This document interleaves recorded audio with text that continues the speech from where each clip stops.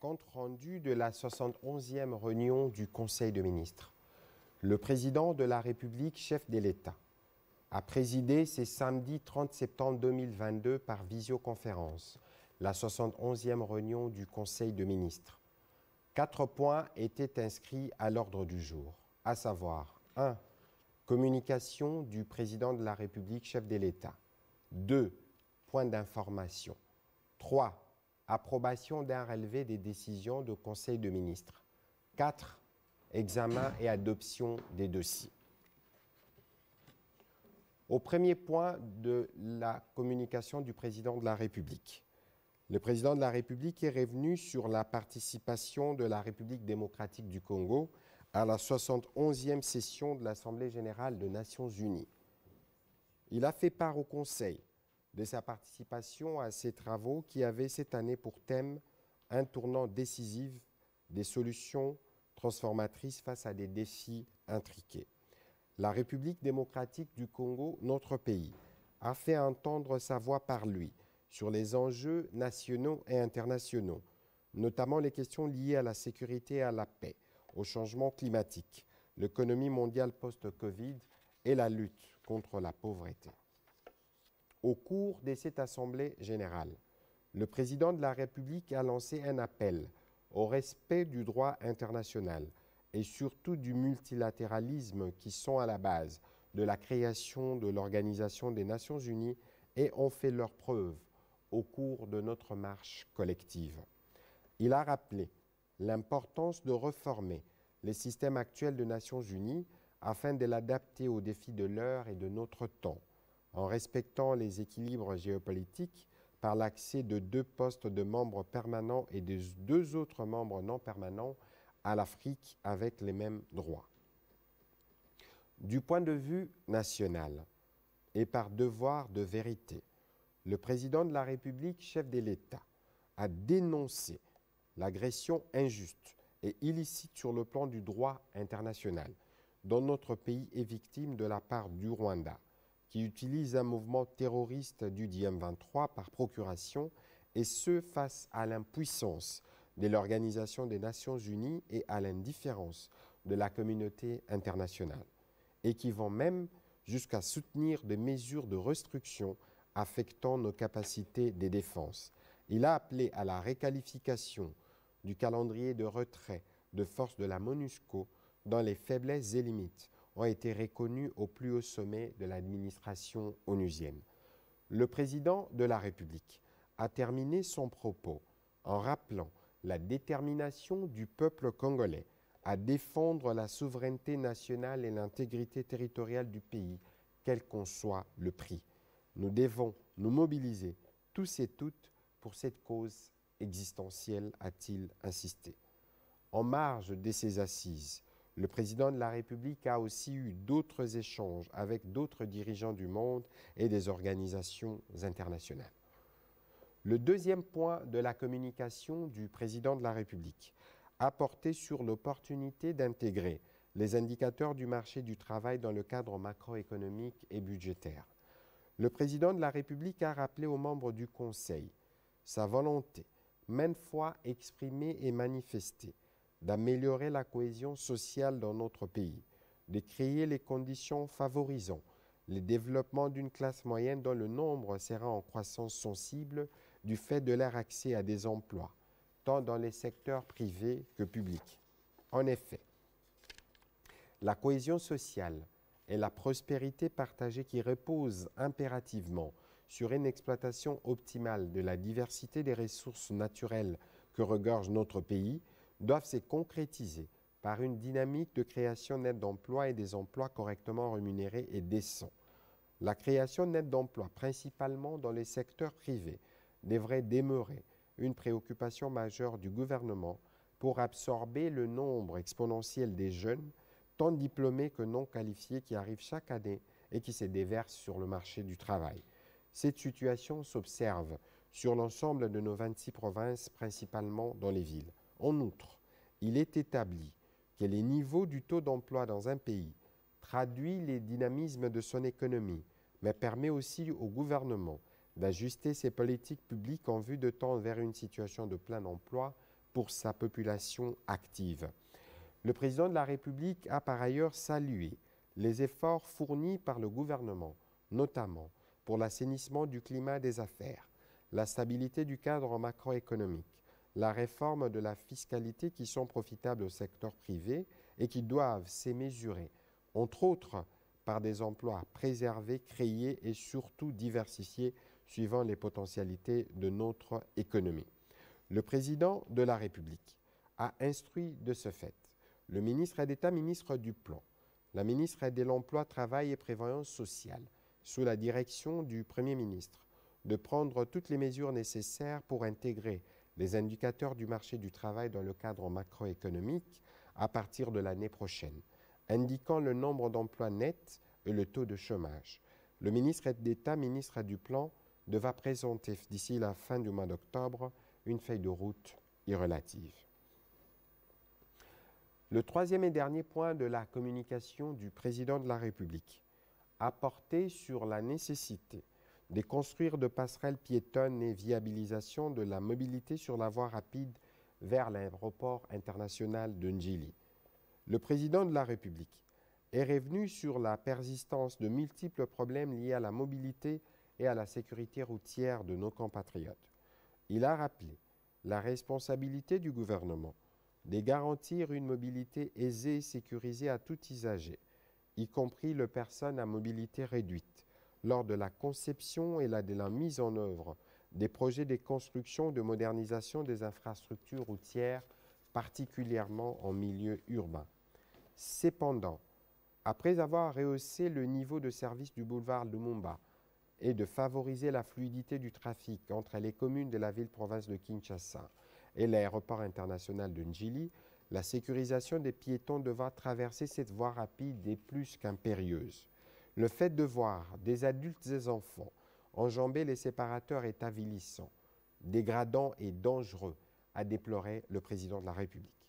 Pour ce faire, il est urgent de relancer le projet de construction de passerelles piétonnes tout au long de cet axe routier du boulevard Lumumba afin d'avoir de voies de passage sécurisées d'une rive à une autre.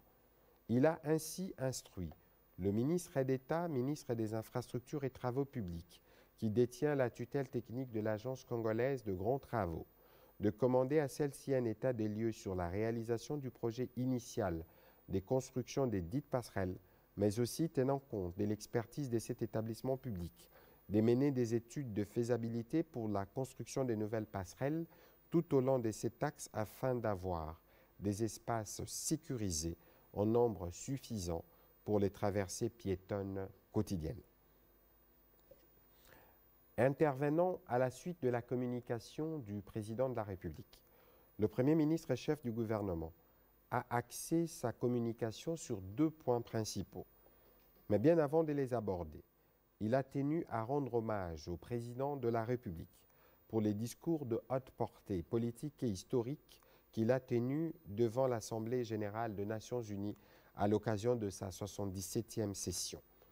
Abordant le point de sa communication, le Premier ministre a d'abord abordé le point relatif à la problématique des grèves dans les secteurs sociaux, notamment dans l'enseignement supérieur et universitaire, ainsi que dans les secteurs de la santé publique. À propos des mouvements observés dans les secteurs des LESU, le Premier ministre a présidé le jeudi 29 septembre 2022 une réunion d'évaluation des revendications de la corporation avec le ministre sectoriel accompagné des délégués syndicaux du sous-secteur. Des avancées ont été notées, notamment dans l'approche devant prendre en compte les préoccupations d'amélioration des conditions de vie de professeurs d'université.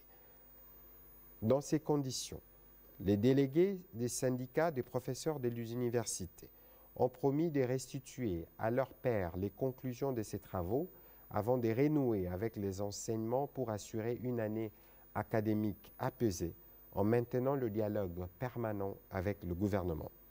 Pour ce qui concerne les secteurs de la santé, le Premier ministre a commencé par déplorer avec fermeté les incidents intervenus lors de la marche de médecins du 21 septembre 2022.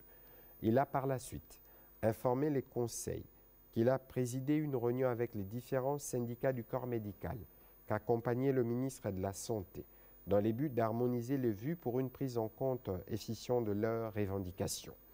Ces échanges ont permis de dégager un cahier de charges qui pourra être examiné dans le cadre défini par les accords de Bibois en vue d'aboutir à une levée totale de la grève. En second lieu, le Premier ministre a évoqué le sujet relatif aux préparatifs de 9e Jeux de la francophonie à Kinshasa. Pour s'assurer de la bonne préparation des 10 Jeux, le chef du gouvernement a fait part au Conseil de la réunion du comité de pilotage qu'il a présidé le jeudi 29 septembre 2022, séance qui lui a permis de relever les avancées à ces stades de l'évolution des préparatifs de cet important événement. Il visitera lui-même à cet effet les sites sélectionnés pour la tenue des Jeux en vue de s'enquérir personnellement de l'évolution de travaux. Au chapitre 2 du Conseil de ministres de ce jour, relatif au point d'information, le vice-premier ministre, ministre de l'Intérieur, Sécurité, décentralisation et affaires coutumières, a fait le point de l'état du territoire national dans sa communication. Il est revenu principalement sur les opérations qui se déroulent dans la partie est de la République démocratique du Congo et dans le Grand Bandundu, consécutive à la situation qui prévaut dans le Mai-Ndombe. Dans la semaine qui s'achève, l'état d'esprit de la population a été entre autres marqué par le discours du président de la République et la satisfaction de l'opinion au regard du contenu dit devant la tribune des Nations Unies, mais aussi par la persistance des atrocités perpétrées dans les territoires de Kwamouth, province de Mai-Ndombe, qui s'étendent depuis un certain temps sur les provinces du Kwango et du Kwilu. Le vice-premier ministre, ministre de l'Intérieur, a par la suite brossé de manière synthétique la situation sécuritaire dans plusieurs provinces du pays, avec un focus sur la situation dans le Mai-Ndombe, à Kwamouth principalement, qui demeure l'une des préoccupations majeures du gouvernement en ce moment. Compte tenu du développement de ces conflits et de ses conséquences, il se tient au ministère de l'Intérieur des travaux préparatoires du Forum de réconciliation en vue de rétablir la coexistence pacifique entre toutes les communautés de cette partie du pays. Le vice-premier ministre, ministre de l'Intérieur, Sécurité et décentralisation, a terminé son intervention en informant le Conseil d'une situation dramatique survenue le 28 septembre 2022 vers 4 heures du matin dans la carrière d'exploitation artisanale de minerais de Sassé en territoire de Kambov. Il s'agit d'un éboulement qui a causé la mort de 4 de nos compatriotes. Le Conseil a aussi pris acte de son rapport. Complétant le ministre de l'Intérieur, le ministre de la Défense et des anciens combattants a pour sa part présenté une synthèse de la situation opérationnelle militaire et sécuritaire du pays. Il a indiqué qu'à l'ouest, la situation de Kwamouth dans la province du Mai-Ndombe est en passe d'être maîtrisée par les forces de défense et de sécurité qui y sont déployées et y intensifient le patrouille. Dans cette zone, 2 axes principaux, notamment l'axe Mongata-Massambio, Bandundeville, et l'axe Massambio-Kwamouth, sont totalement sous contrôle. Un bon nombre des meneurs sont aux arrêts et en plein interrogatoire, tant sur place qu'à l'état-major de la première zone de défense située à Kinshasa. Les opérations de ratissage sont prévues pour la partie Kwilu où s'est réfugiée une bonne partie des citoyens civiques, a souligné le ministre de la Défense et anciens combattants. Revenant sur la situation sécuritaire dans les provinces sous état de siège, il a présenté quelques points saillants, notamment l'arrivée le 22 septembre dernier par la frontière d'Ishasha de gros véhicules transportant les matériels de contingent kényan qui doivent être déployés dans cette partie du pays dans le cadre de la force régionale de la communauté de l'Afrique de l'Est. Le ministre de la Défense et ancien combattant a aussi fait les points sur les affrontements qui ont opposé les forces conjointes de la République démocratique du Congo et de l'armée ougandaise contre les terroristes des ADF dans les territoires de Djougou et Irumu en Ituri. Toujours sur ces chapitres de points d'information, le ministre de la Santé publique, Hygiène et Prévention a présenté la situation sanitaire sur l'ensemble du territoire national, notamment la situation relative à la COVID-19 qui reste stable sous contrôle sur toute l'étendue du territoire. Au regard de la baisse continue des statistiques de contamination, le ministre de la Santé publique a annoncé la signature d'un arrêté ministériel qui prévoit entre autres la suspension des tests COVID-19 à l'entrée du territoire et à la sortie du territoire jusqu'à nouvel ordre pour les personnes complètement vaccinées, l'exigence d'un test COVID-19 négatif pour les personnes non vaccinées ou incomplètement vaccinées au départ du pays de provenance et ou en quittant la République démocratique du Congo, la liberté des circulations intérieures sans contrainte pour toutes les personnes complètement vaccinées.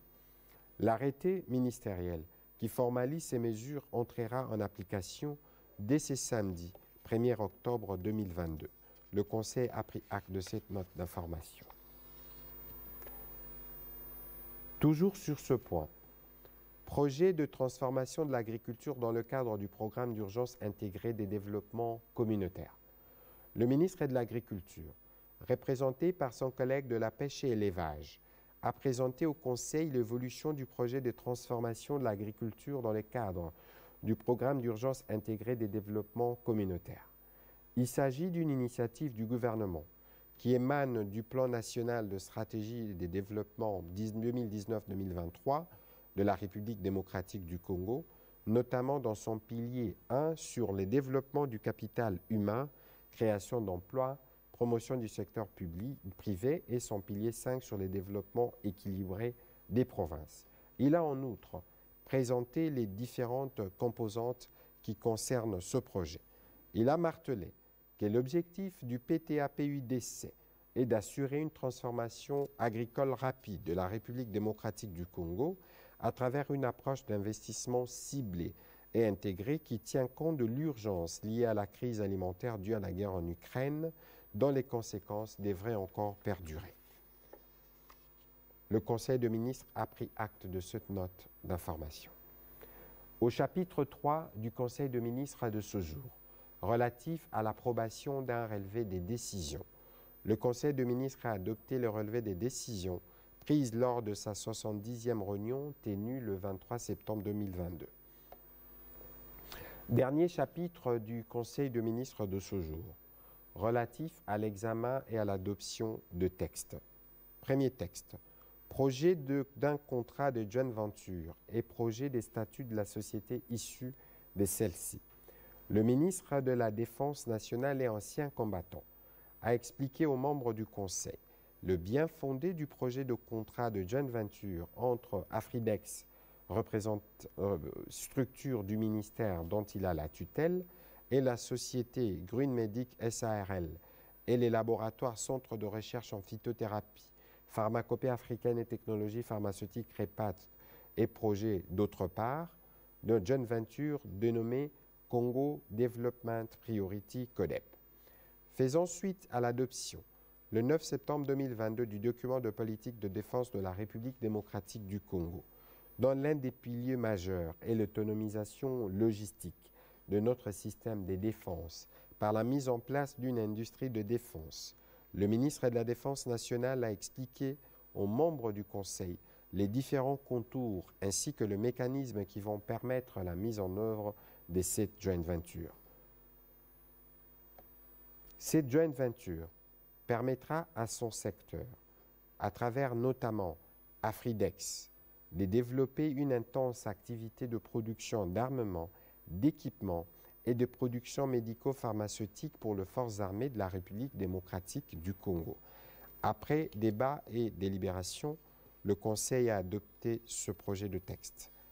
Deuxième projet de texte soumis au Conseil de ministres de ce jour, relatif à la création, organisation et fonctionnement d'un établissement public dénommé Conseil congolais de la batterie. Le ministre de l'Industrie a présenté au Conseil le projet de décret portant création, organisation et fonctionnement d'un établissement public dénommé Conseil congolais de la batterie en sigle CCB. Il a signalé que le Conseil congolais de la batterie est la structure technique censée suivre et évaluer la matérialisation des engagements du président de la République dans le cadre de l'exécution de ces projets ambitieux de la chaîne de valeur compétitive des batteries électriques en République démocratique du Congo. Cette structure apportera des éléments techniques nécessaires au gouvernement pour assurer la chaîne d'approvisionnement de minerais qui rentrent dans la fabrication de batteries. Le Conseil congolais de la batterie collaborera avec des conseils des batteries d'autres États en fonction des accords de coopération entre les 10 États et la République démocratique du Congo. Après débat et délibération, le Conseil a adopté ces projets de décret. Troisième texte, projet de décret portant création, organisation et fonctionnement d'un établissement public chargé de la promotion des télécommunications et des technologies de l'information et de la communication dans les milieux ruraux et périurbains. Le ministre de Postes, Télécommunications et Nouvelles Technologies de l'Information et de la Communication a soumis au Conseil le projet de décret portant création, organisation et fonctionnement d'un établissement public chargé de la promotion des télécommunications et des technologies de l'information et de la communication dans le milieu ruraux et périurbain, dénommé Fonds de développement du service universel des télécommunications et des technologies de l'information et de la communication FDSEU en sigle. En donnant l'économie de ces projets, il a indiqué que les fonds des services universels déjà institués par les législateurs dans le cadre de la nouvelle loi doivent être gérés par un établissement public qui constitue le troisième acteur institutionnel majeur pour promouvoir les télécoms et les TIC dans les milieux ruraux et périurbains ne présentant pas d'intérêt pour les opérateurs économiques du secteur. Après débat et délibération, le Conseil a adopté ces projets de décret. Dernier texte soumis à l'examen du Conseil de ministres de ce jour. Projet de décret fixant les statuts d'un établissement public chargé de mobiliser et collecter les ressources financières destinées aux réparations des femmes victimes de violences sexuelles liées aux conflits et autres crimes.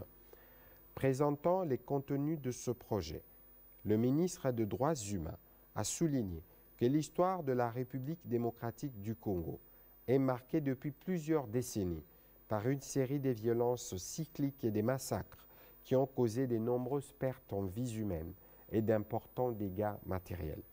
Ces violences ont également contraint des centaines de milliers de personnes à se déplacer à l'intérieur et à l'extérieur du pays. Le propre de ces crimes, dont la plupart restent à ce jour impunis et qu'ils ont engendré de nombreuses frustrations et humiliations pour les victimes au point de créer une atmosphère de méfiance et de suspicion entre celles-ci et les institutions. En effet, depuis près de 30 ans maintenant, chaque passage d'un conflit, le plus souvent interne, à un retour à la paix, font inévitablement apparaître la question du que faire pour régler les passifs des violations graves de droits humains occasionnées pendant les périodes violentes ayant endeuillé les communautés et fissuré la cohésion sociale. La justice transitionnelle semble, au regard de problématiques qu'elle met en exergue, apporter une réponse appropriée au retour à l'ordre institutionnel tout en favorisant la construction d'une architecture sociale basée sur des fondements plus solides afin d'éviter la répétition des violations des droits de l'homme. D'où les besoins essentiels de restaurer la paix et la cohésion sociale ne peut être véritablement matérialisé qu'en promouvant les réparations en faveur de victimes de toutes ces atrocités ainsi que leurs ayants droit. Ce projet de décret vient donc donner une réponse à ses compatriotes. Après débat et délibération, le Conseil des ministres a adopté ces projets de décret. Commencé à 13h, la réunion du Conseil des ministres a pris fin à 16h23. Je vous remercie.